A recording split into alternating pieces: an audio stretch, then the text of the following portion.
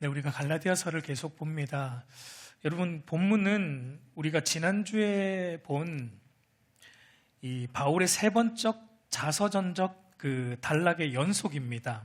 연속으로 바울이 이 베드로의 위선적인 신앙, 그러니까 곧 복음의 진리를 따라 바르게 행하지 않은 것에 대해 계속해서 이제 사실은 책망하는 내용인데 이제 좀 책망 같지는 않아요. 어쨌든 그 내용이 이어지고 있습니다. 이 사도 베드로가 행한 외식적인 신앙의 모습은, 그러니까 그가 믿는 것은 예수님을 믿음으로 하나님 앞에 의롭게 된다는 이신칭의였습니다. 그런데 이제 유대주의자들 때문에 그들의 시선을 두려워함으로 이방인들과 함께 식탁하던 그 자리를 피함. 그의 행동은 뭐였냐면, 그러니까 예수님을 믿는 믿음으로만 우리가 하나님 앞에 의롭게 된다는 걸 믿고는 있는데, 그러니까 행동은 그렇게 행동하지 않았고, 그러니까 행동은 마치 음식 규례와 정결 규례 같은 그러니까 율법적 행위를 추가적으로 우리가 지킴으로 하나님 앞에 의롭게 된다는, 그러니까 이행칭의를 베드로가 보였기 때문에 지금 사도 바울이 공개적으로 모든 이들이 보는 앞에서 베드로의 이행칭의를 책망함으로 다시 이신칭의의 복음을 바로잡고 있는 내용입니다. 우리가 이제 그 내용을 계속 보고 있는데, 오늘 우리 16절을 다시 보면 사람이 의롭게 되는 것은 율법의 행위로 말미암음이 아니요 오직 예수 그리스도를 믿음으로 말미암는 줄 알므로 우리도 그리스도 예수를 믿나니 이는 우리가 율법의 행위로서가 아니고 그리스도를 믿음으로써 의롭다함을 얻으려 함이라. 율법의 행위로서는 의롭다함을 육체가 없느니라 라고 말합니다. 여러분, 이 갈라디아서 2장 16절 말씀은 사실 이 갈라디아서 전체에서 핵심적인 가장 중요한 구절 중에 하나라고 말할 수 있습니다. 이신칭의의 교리에 대한 설명이 이 16절에 아주 잘 담겨 있습니다. 우리가 잘 알지만 여러분, 이신칭의라는 말은 한자로 보면은 써이, 그리고 믿을 신, 일컬을 칭, 의로울 의로서, 그러니까 믿음으로써 의롭다 일컬음을 받는다는 의미입니다. 여러분이 이신칭의의 교리, 이신칭의의 복음은 기독교 복음을 사실은 가장 잘 요약하고 있는 한마디예요. 기독교 복음을 한마디로 요약하라 그러면 이신칭의로 말하면 됩니다. 하나님 앞에서 조금도 의롭지 않은 우리 죄인들이 우리가 하나님 앞에 의롭게 되는 것은 우리의 선함이나 우리의 공로나 또 우리의 행함으로 되는 것이 아니라 하나님께서 우리의 구원을 위해 예수 그리스도를 통해 행하신 이 모든 일을 우리가 어떻게 함으로써요? 믿음으로, 이 예수 그리스도를 믿음으로 우리가 하나님 앞에 의롭다 여김을 받고 구원받고 하나님의 자녀가 된다는 이 복음에 대한 핵심적인 이 표현이 바로 이신칭의입니다. 그래서 사실 이 마틴 루터 같은 사람은 이 칭의 교리, 이신칭의 교리를 교회가 잃어버린다면 기독교 교리, 그러니까 이 교리를 잃어버린다면 기독교 교리 전체를 잃어버리는 것이다라고 말할 정도로, 그러니까 교회의 서고 넘어짐이 이신칭의 교리에 달려 있다라고 루터는 그렇게 말하고 있습니다. 여러분, 오늘 우리가 읽은 16절을 보면은 아주 중요한 두 가지의 표현이 나오는데, 첫 번째는 사람이 의롭게 되는 것, 그러니까 의롭다함을 얻는 것, 우리가 의롭다함을 받는다라는 그 표현이고, 여러분, 이 의롭다함을 얻는다라는 이 표현이 오늘 본문에만 무려 5번 나와요. 16절에만 3번 나오고 17절에도 한 번 나오고 21절에도 한 번 나옵니다. 그리고 두 번째로 중요한 표현이 뭐냐면, 우리가 의롭다함을 얻는 방법으로서 율법의 행위가 아니라 바로 그리스도를 믿음으로 의롭게 된다라는 이 표현이 두 번째로 중요한 표현입니다.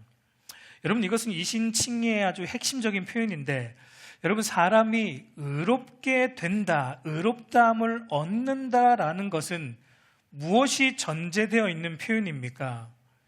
사람이 의롭게 된다, 의롭게 여김을 받아야 된다라는 것은 무엇이 전제되어 있습니까? 우리는 의롭지 않은 존재다라는 게 전제되어 있어요. 다르게 말하면 우리 인간은 여러분 의롭지 않다. 의롭다의 반대는 뭡니까? 불의하다. 우리 인간은 불의한 존재. 쉽게 말하면 죄인이다라는 게 사실은 여기에 담겨 있어요. 로마서 3장 23절에 바울이 이렇게 말합니다. 모든 사람이 죄를 범하였음에 하나님의 영광에 이르지 못하더니. 여러분, 인간은 누구 하나 예외 없이 다 죄를 범했습니다. 그래서 하나님의 영광에서 멀어진 죄인이라는 하나님의 선고를 받았어요. 이것을 인간이 인정을 하든 인정하지 않든 그건 중요하지 않습니다. 인간이 알든 모르든 그거 중요하지 않아요. 그러나 모든 인간은 죄를 범했다라는 사실, 그리고 하나님으로부터 죄인이라는 선고를 받았다라는 사실은 변함없습니다. 이것은 인간이 받아들이든 받아들이지 않든 만물의 주권자이신 하나님의 정당하고 의로운 선고입니다. 여러분, 그렇기 때문에 우리 인간에게 가장 시급하고 가장 긴급한 문제, 사안은 무엇입니까?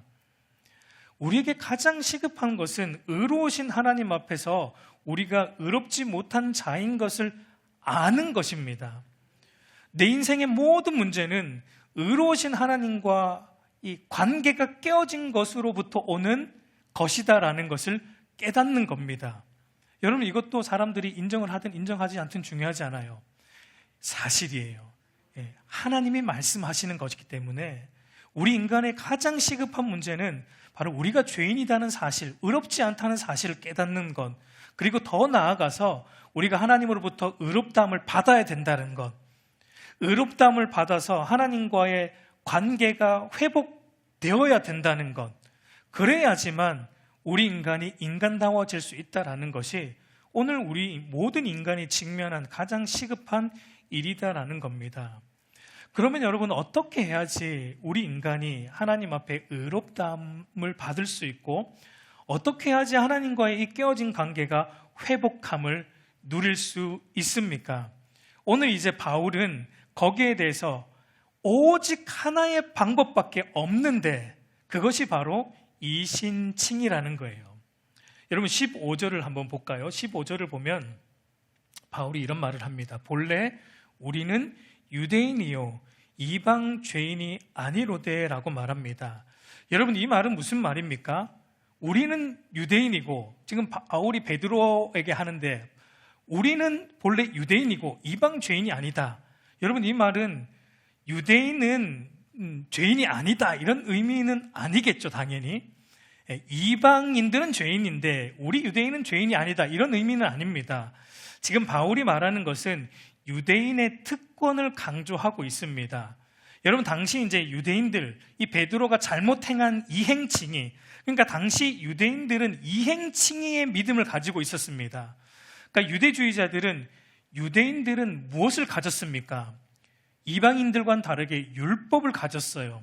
하나님의 언약의 약속이라는 놀라운 특권을 이들은 가졌습니다. 이것은 이방인들에게는 주어지지 않았지만 유대인들은 가졌습니다. 그래서 유대인들은 어떤 생각을 했냐면 바로 이 우리가 가진 특권인 율법, 그리고 이 율법을 가지고 있고 언약을 가지고 있고 이 율법을 지키고 행함을 통해 우리는 하나님 앞에 의롭게 될 수 있다는 이행칭의의 믿음을 유대인들은 가지고 있었어요. 여러분, 그런데 이것이 유대인들만의 생각은 아니에요. 사실은 가만 보면 모든 보편적인 인간들 안에는 이 이행칭의의 믿음이 누구나 다 있습니다. 우리는 여러분 이렇게 생각을 해요. 그래도 내가 다른 사람들보다 조금 더 도덕적으로 낮고 윤리적으로 조금 더 내가 낫다. 그래도 내가 다른 사람들보다 조금 더 선하게 살고 있기 때문에 나는 다른 사람들보다 조금 더 욕망과 탐심을 절제하는 삶을 살고 있기 때문에 나 정도면 괜찮다. 나 정도면 나름 의로운 사람이다라는, 그러니까 나의 됨됨이, 그러니까 나의 선함을 다른 사람들과 이렇게 차별화하는, 이거를 나의 특권처럼 생각하는 것도 여러분, 우리 유대인은 아니지만 우리는 이방인이죠. 우리들 안에도 그런 이행칭의의 믿음이 다 있다는 겁니다. 여러분, 우리는 늘 보면은 다른 사람들에게 없는 나의 어떠함을 자꾸 찾아내요. 저 사람에게는 이건 없어. 그러니까 나한테만 있는 거예요. 다른 사람에게 없는 나의 조금 다름, 도덕적 선함, 공로를 우리가 주장하면서 우리는 끊임없이 나의 다름과 나의 의로움을 증명하려고 합니다. 뭐 우리가 비등비등한 사람들끼리는 그렇게 자주 안 할지라도 여러분 생각해 보세요. 나는 저기 교도소 감옥에 있는 저 사기쳐서 들어간 저 인간들하고 나는 다르다. 저기 살인하고 잡혀 들어간 살인자하고 나는 그래도 조금 다르다라는 생각을 여러분 합니까? 안 합니까? 안 합니까? 여러분, 사람들이 사실 그런 생각을 합니다. 해요. 차별화 시킵니다. 자꾸. 그러나 여러분, 절대적인 의의 기준대가 되는 의로우신 하나님 앞에 서면 그 사람이나 우리나 어떻습니까? 사기꾼이나 살인자나 그래도 나름 선하게 살아간다라고 생각하는 우리나 하나님 앞에 서면, 절대적인 의의 기준이 되는 하나님 앞에 서면 다 뭐로 드러납니까? 차별이 없습니다. 다 똑같은 죄인으로 드러난다는 거예요.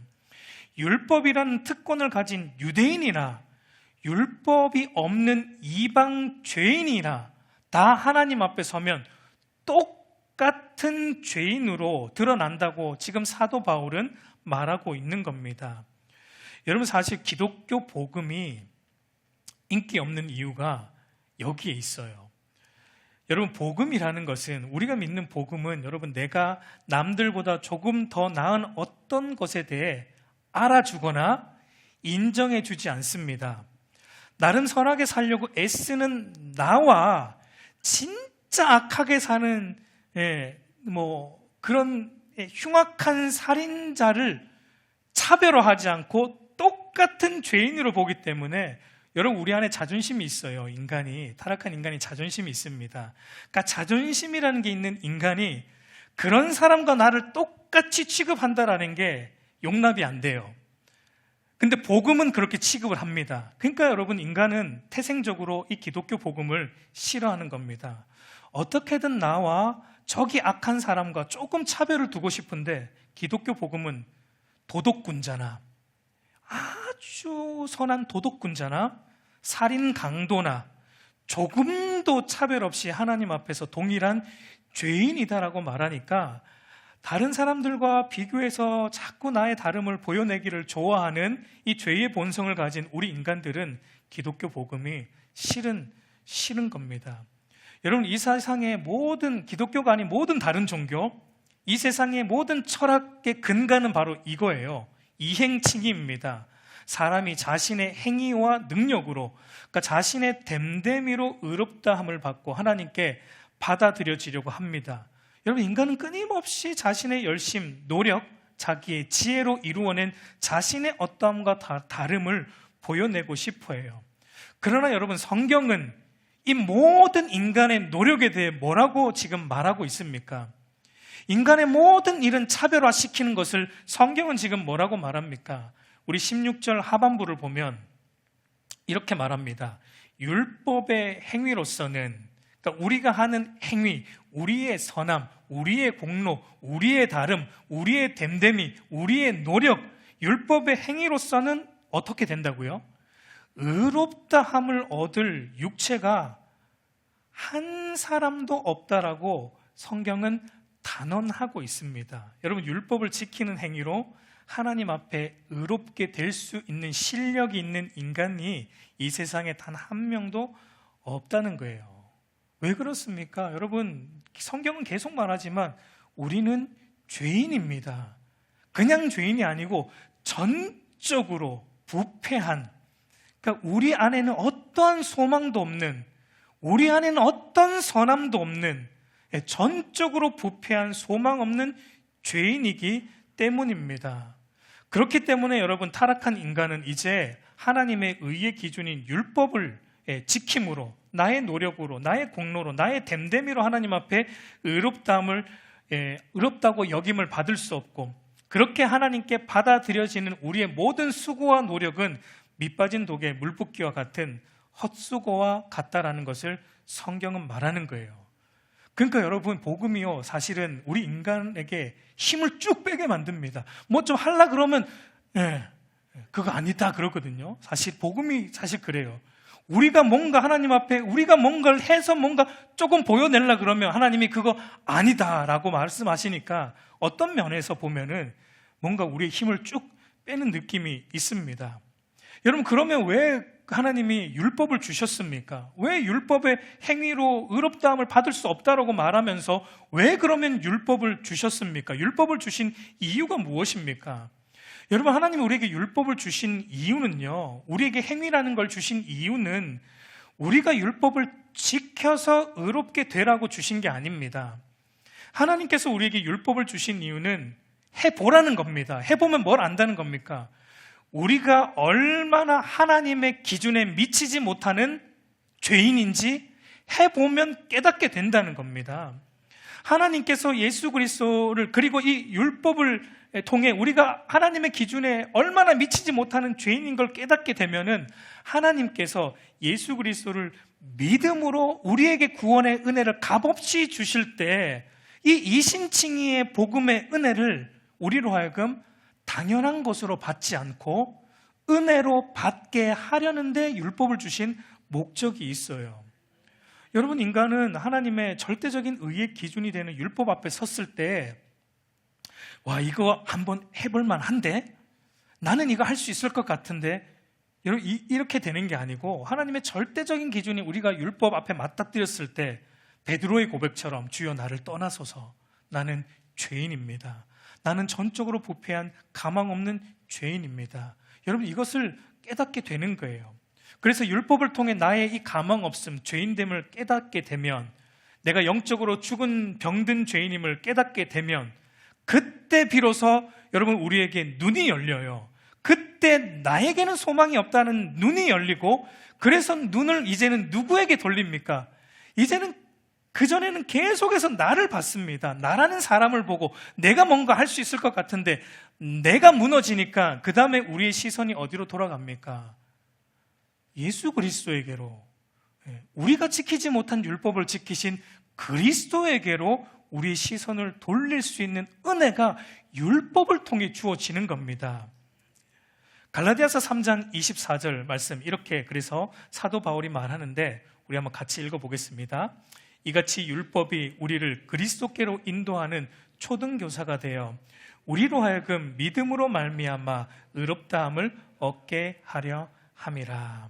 여러분, 율법 앞에서 나의 가망 없음과 나의 전적 부패함을 우리가 진실로 깨닫게 되면 그때 비로소 우리가 바로 그리스도에게로 가게 돼요. 수고하고 무거운 짐진 자들아 다 내게로 오라 하신 그 말씀이 기억이 납니다. 내가 그동안 이 율법의 짐을 짊어지고 있었구나. 내가 해보려고 자꾸 율법의 짐을 짊어지고 이 안 되는 걸 자꾸 하려고 어깨에 짊어졌는데 비로소 예수 그리스도가 보이면서 율법의 짐을 우리가 벗어버리고 자유함으로 그리스도께 나아가 그리스도를 전적으로 믿는 은혜가 우리에게 주어지는 거예요. 여러분, 그리스도를 믿는데 무엇을 믿습니까? 우리가 그리스도를 믿는다는 게 무엇을 믿습니까? 그리스도께서 십자가와 부활로 이루신 모든 것을 우리가 믿는 겁니다. 예수 그리스도가 십자가에 죽으시고 부활하심으로 나의 모든 죄를 사하셨을 뿐만 아니라 그리스도께서 율법을 온전히 다 지키심으로 얻으신 그 완전한 의로움을 나에게 덧입혀 주심으로 하나님께서 나를 그렇게 그리스도의 의로움으로 나를 의로운 자로 여겨주신다는 사실을 믿어버리는 거예요. 그걸 내 것으로 믿어버리는 겁니다. 여러분, 다른 말로 하면 예수님께서 이루신 구원의 소극적인 측면과 적극적인 측면을 믿는 거예요. 여러분, 구원의 소극적인 측면은 우리가 죄가 사함 받는 것, 예수 그리스도께서 우리의 죄를 대신하여 십자가에 죽으심으로 우리의 죄값을 지불하심으로 우리의 죄를 사하여 주셨습니다. 그리고 예수 그리스도께서 우리의 죄에 대한 형벌을 십자가에서 대신 감당하심으로 우리를 어떻게 하셨어요? 죄만 사하신 게 아니라 우리를 죄의 저주로부터, 죄의 모든 형벌로부터 우리를 건져 주셨습니다. 그런데 여러분, 이런 죄 용서와 죄의 형벌로부터 건짐 받는 것만으로 구원이 충분하지 않아요. 성경이 말하는 구원은 여기까지가 아니에요. 성경이 말하는 구원은 어디로 더 나아가야 됩니까?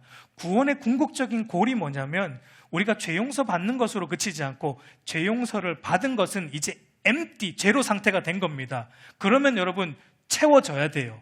무엇으로 채워져야 됩니까? 의로움으로 채워져야 돼요. 여러분, 의라는 것은요, 하나님과의 관계를 의미합니다.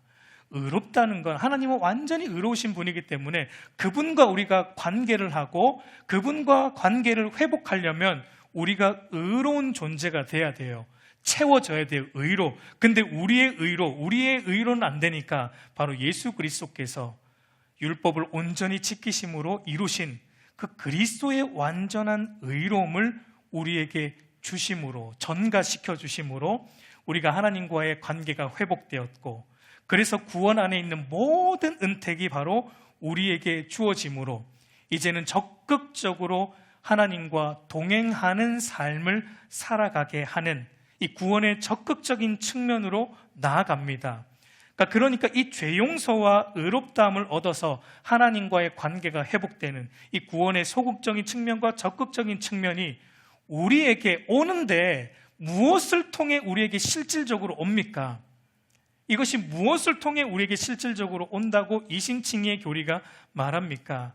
그것이 바로 16절에서 두 번째로 중요한 표현이었던 우리가 의롭게 되는 방법으로서 율법의 행함이 아니라 우리의 선함과 공로가 아니라 오직 예수 그리스도를 믿음으로, 그리스도가 이루신 모든 구원의 은택, 그러니까 믿음으로 그리스도가 이루신 모든 구원의 은택이 실질적으로 우리에게 적용되고 주어진다는 것을 말하고 있습니다.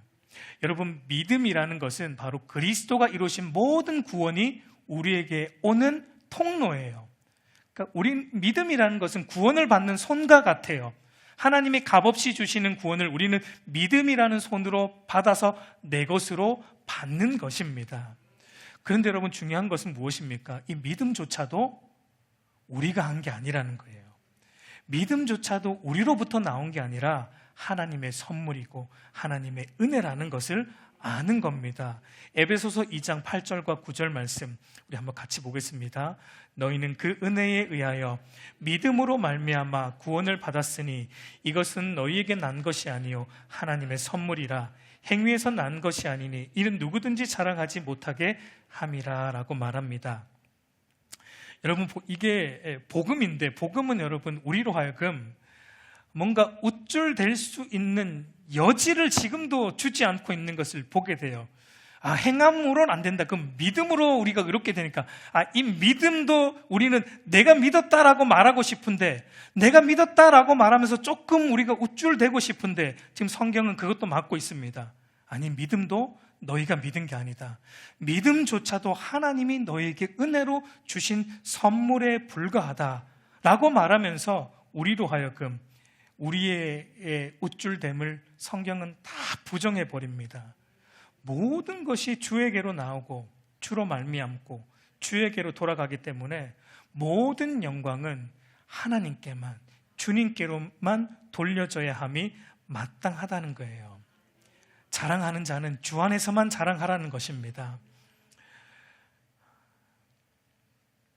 그래서 하나님께서 우리를 의롭게 여겨주신다는 것은 여러분, 우리가 이제 어떤 의미냐면 실질적으로 의로워졌기 때문에 우리를 의롭게 여겨주신다는 의미는 아닙니다. 이 이신칭의가 말하는 것이, 여러분, 우리가 지금 저와 여러분 예수를 믿고 난 이후에 저와 여러분의 모습을 보세요.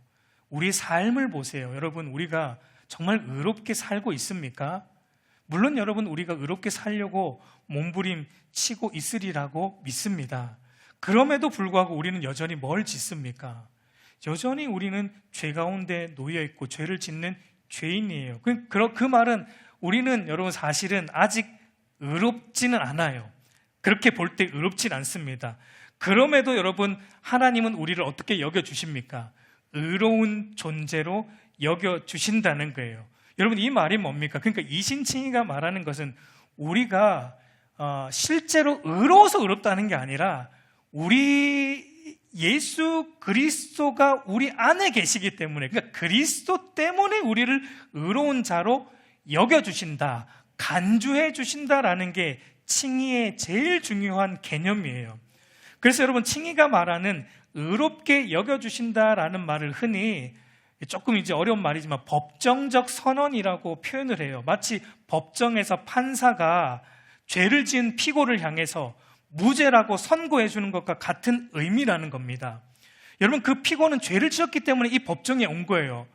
실질적으로 죄를 지었으니까 죄인이 맞아요. 그런데 이 변호사가 너무 변호를 잘해가지고 판사가 판단할 때 죄를 물을 수 없게 된 겁니다. 그래서 공식적으로 법정에서 땅땅 치면서 무죄라는 선고를 내렸습니다.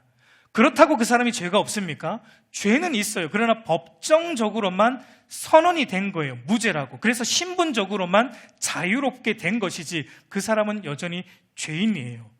칭의가 바로 이런 의미입니다. 여러분, 우리도 마찬가지예요. 우리도 여전히 죄인이지만, 상태적으로는 여전히 의롭지 않은 죄인이지만, 그러나 하나님의 예수 그리스도 때문에 우리를 신분적으로 의로운 자로 여겨주신다라고 말하고 있는 것입니다.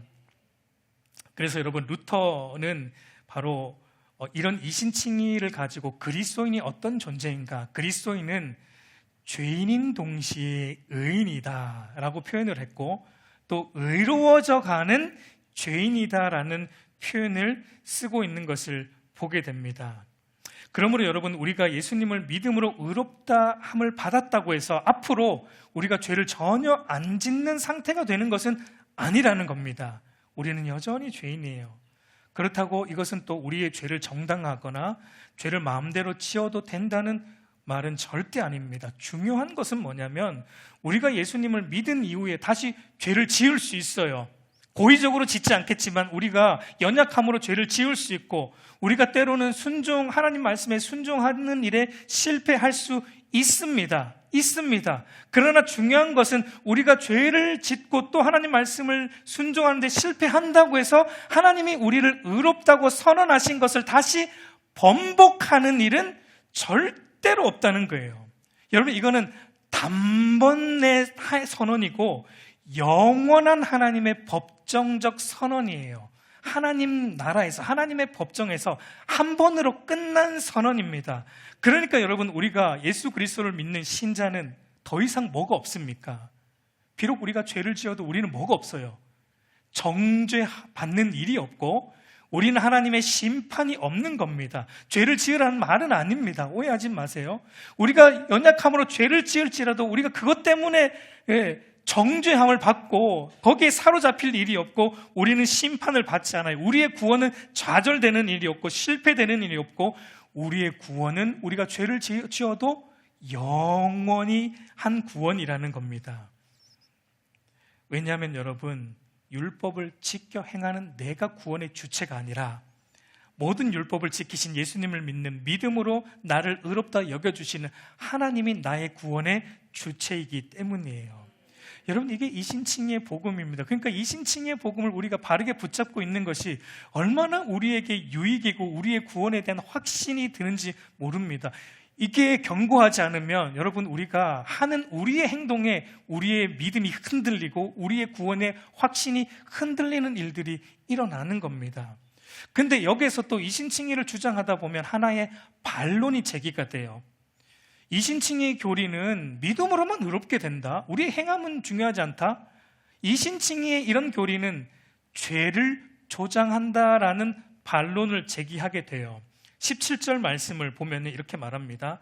만일 우리가 그리스도 안에서 의롭게 되려 하다가 죄인으로 드러나면 그리스도께서 죄를 짓게 하는 자냐? 결코 그럴 수 없느니라 라고 바울이 말합니다. 여러분, 이 말은 뭐냐면 율법의 행위가 아니라 그리스도를 믿는 믿음으로만 의롭게 되고, 그렇게 믿음으로 한 번 의롭다함을 받은 것은 영원한 것이라면 그것은 사람들로 하여금 율법을 등한시하게 만들고 더 율법을 짓지 않는 죄를 조장한다는 거예요. 믿음으로만 의롭다함을 받고 구원 얻는다면 그러면 누가 선행을 열심히 하겠느냐? 누가 그러면 율법을 열심히 지키겠느냐?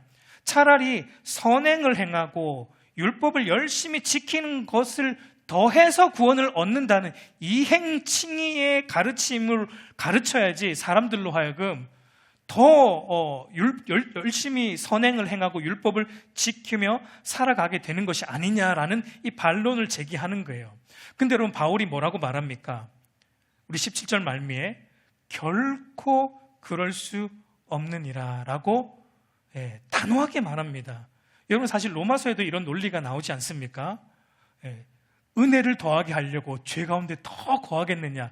사도 바울이 그럴 수 없느니라 라고 말하는 그 논리가 오늘 갈라디아에서도 그대로 나오는데, 왜 그럴 수 없다고 말합니까? 우리 18절 19절 말씀 한번 다시 보면, 만일 내가 헐었던 것을 다시 세우면 내가 나를 범법한 자로 만드는 것이라. 내가 율법으로 말미암아 율법에 대하여 죽었나니 이는 하나님에 대하여 살려 함이라 라고 말합니다.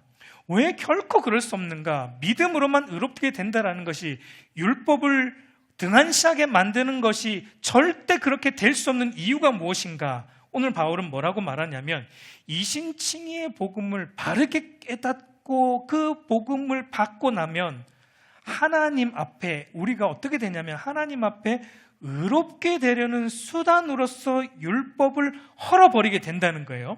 그러니까 하나님 앞에 의롭다함을 얻으려는 수단으로서 나의 행함과 나의 열심과 나의 수고에 대해서는 죽게 된다는 것입니다.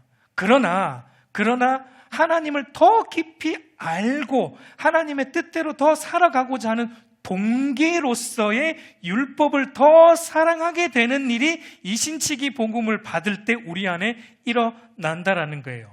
그것이 여러분, 우리가 율법에 대해서 죽었고 하나님에 대해서 살려 한다는 것의 의미입니다. 그러니까 여러분, 복음을 우리가 받아들이면, 믿음으로만 우리가 구원받는 복음을 받아들이면 여러분, 율법을 지키는 동기가 바뀝니다. 의로워지려고 지키지 않아요. 그거 안 되는 거 이미 경험했습니다.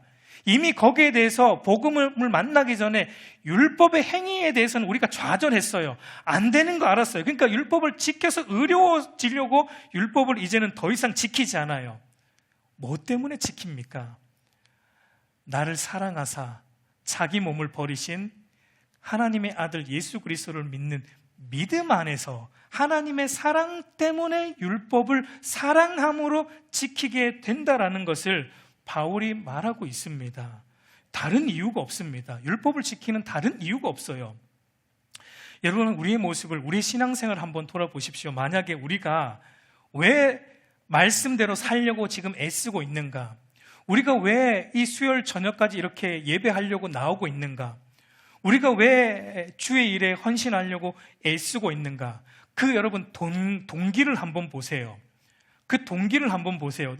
우리가 말씀대로 살려고 애를 쓰고 순종하려고 애를 쓰고 열심히 신앙생활 하려고 하는 이유가 하나님으로부터 정죄당하기 싫어서, 그렇게 안 하면 하나님이 내 기도를 잘 안 들어주실 것 같아서, 열심히 안 하면 하나님이 내 삶을 좀 해코지 하실 것 같아서, 오늘 말씀대로 안 살면 오늘 길 가다가 타이어 펑크 나고 막 하나님이 그렇게 우리의 삶을 인도하실 것 같아서 뭔가 찝찝한 마음으로 예배 안 나오면 뭔가 찝찝해서 그렇게 예배하고 그렇게 헌신하고 있다면 우리는 아직 율법에 대해 죽지 않았어요.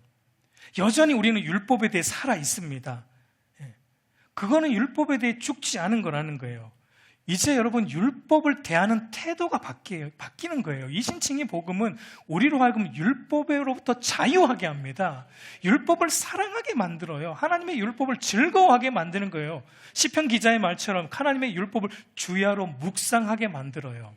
기쁨으로. 그래서 20절에 이제 바울이 이렇게 정리를 해주는데, 우리 20절 말씀 우리 한번 같이 읽어보겠습니다. 내가 그리스도와 함께 십자가에 못 박혔나니 그런즉 이제는 내가 사는 것이 아니요 오직 내 안에 그리스도께서 사시는 것이라.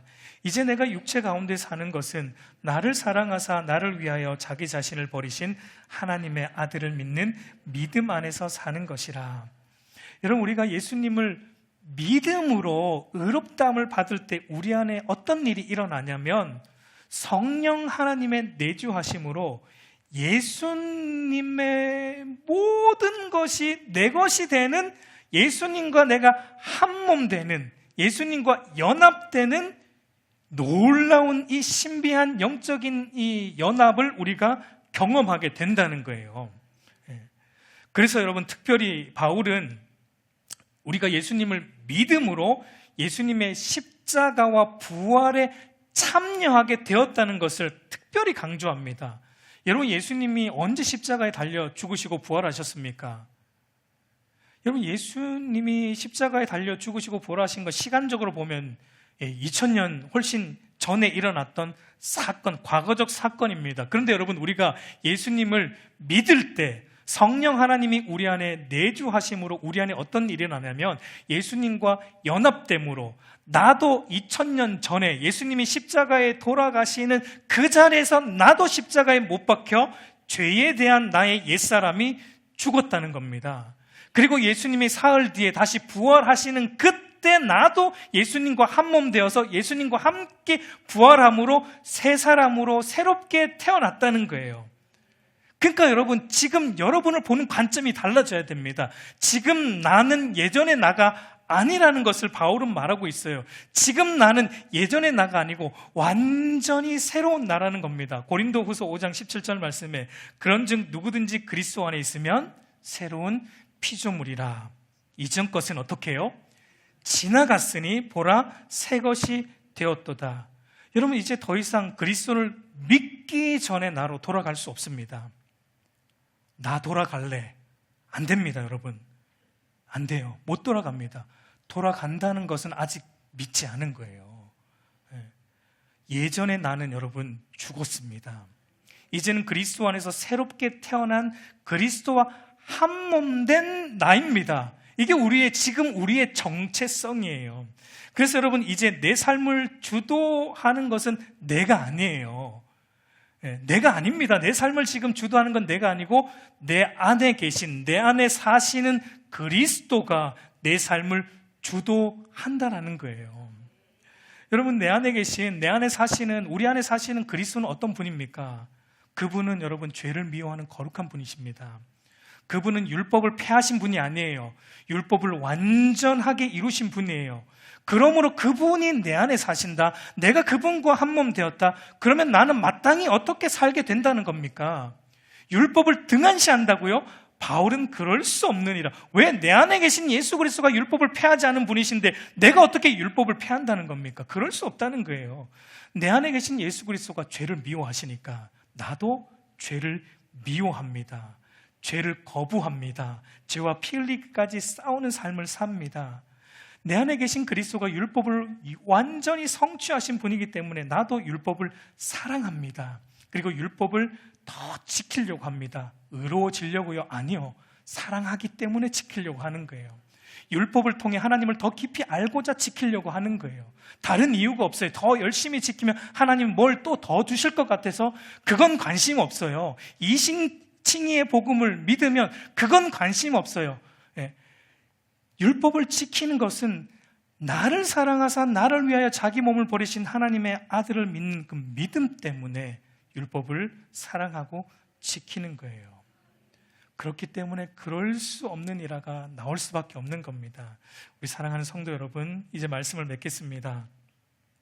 여러분, 그리스도와 한 몸 된 신자로서 이제 우리의 삶은 여러분 변화되었습니다. 더 이상 나를 위해 살지 않습니다. 나를 사랑하사 자기 자신을 버리신 하나님의 아들을 믿는 믿음 안에서 삽니다. 그 믿음 안에서 우리의 삶 전체를 복음에 합당하게 살아가는 것입니다. 여러분, 죽었던 예전의 나로 돌아간다면 21절에서 말하듯이 그것은 하나님의 은혜를 폐하는 것이고 그리스도의 십자가를 헛되게 만드는 것임을 우리는 기억해야 됩니다. 여러분, 이제 내가 주도하는 나는 없습니다. 내가 주도하는 나는 이제 더 이상 존재하지 않습니다. 이제 누구만 존재합니까? 예수님과 한 몸 된 나만 존재합니다. 내 안에 사시는 그리스도가 주도하는 나만 존재합니다. 여러분, 그게 우리의 새로운 정체성인 것을 여러분 늘 기억하세요. 늘 살면서 여러분 이거 의도적으로 기억하려고 애를 쓰세요. 여러분 직장에서, 여러분 가정에서 의도적으로 막 기억하세요. 아, 나는 나가 아니다.